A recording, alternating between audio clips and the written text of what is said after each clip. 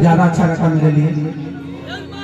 सबका रावण, अरे राम जी लिखा, अच्छा एक ही गो के, वाह।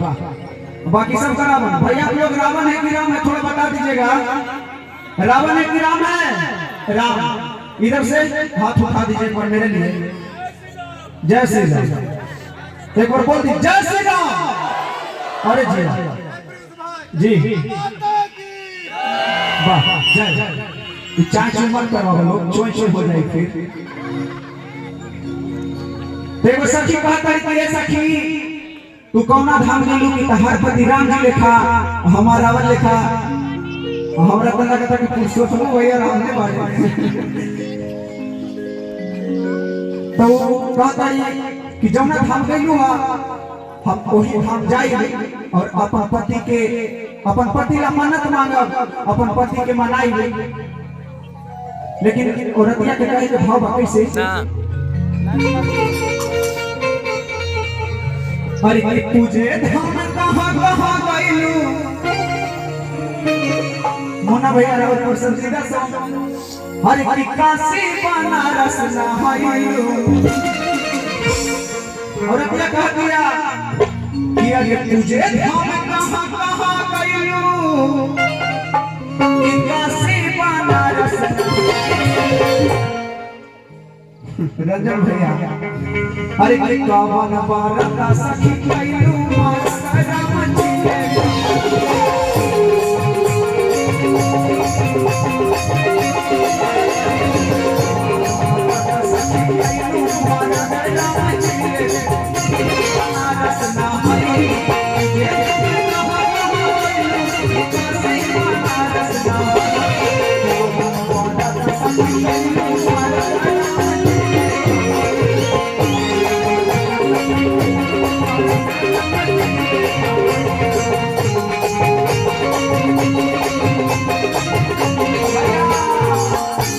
तो सखिया कहता है कि हम बता दी, तो कहता है कि हम बता दो। हम रउआ से पैसा ना ले, रउआ आशीर्वाद दे दी ना भैया। एक ही बार देवे के बाद 2-4 लाख दे दी हमरो काम आ जाएगी। बाप बहुत बहुत पुरस्कार माना भैया की तरफ से। कहता है सखिया कहता है अरे कि ना कहीं इच्छा छाए बाबा कि नाही हो गंगा ना होई। अरे कि नौनी बारक हम गइली मारत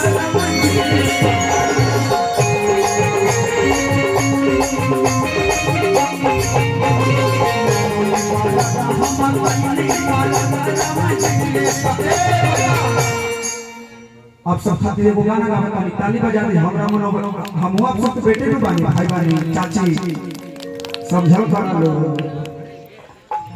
सुमित बाबू भैया अब थोड़ा सा ज्यादा ध्यान दीजिएगा ताकि पहला मुलाकात है, पहले बार में अगर अच्छा मुलाकात करें तो ज्यादा बढ़िया रहेगा मेरे लिए।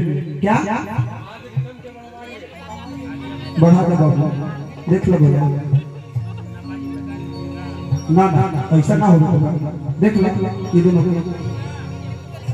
लड़का का औरतिया कहा कि ना कहीं छटाए अरे नहीं हो गंगा नहाई। अरे कि नौमी बारक हम गइली मारत राम जी के कहई।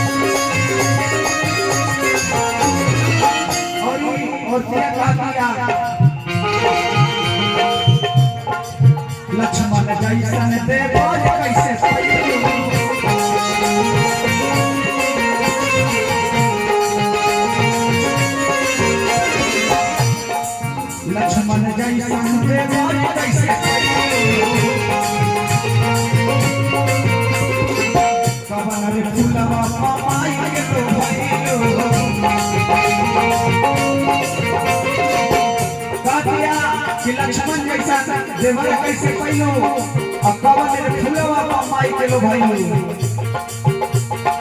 तो सखिया कहता रे लक्ष्मण जैसा देवर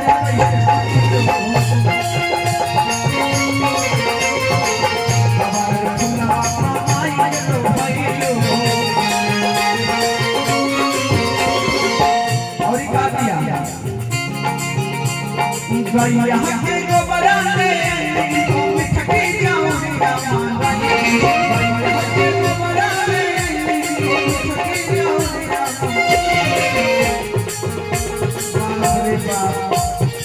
भैया आजकल अब गार्जियन में पुरस्कार देने लगे का मतलब कि हम ठीक ठाक बानी गाँव वाले ना वाह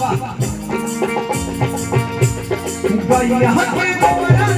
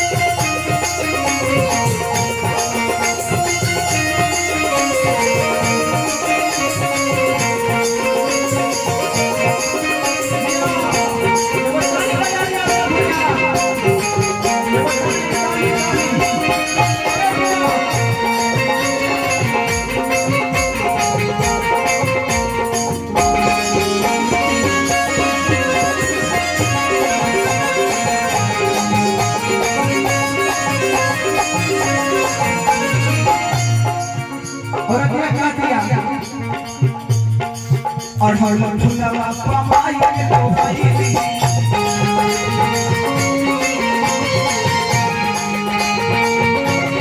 और का पीरी से राजा से पहुंचना का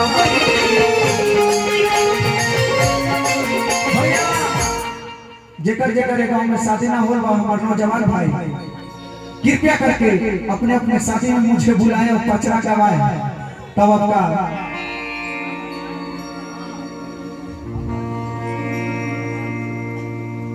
लोजपा प्रत्याशी डॉक्टर अभिषेक जी के द्वारा बहुत बहुत पुरस्कार भैया आप जहां भी हैं आपको इस मंच के माध्यम से प्रणाम है आशीर्वाद का कामना है आशीर्वाद दे दीजिएगा और ये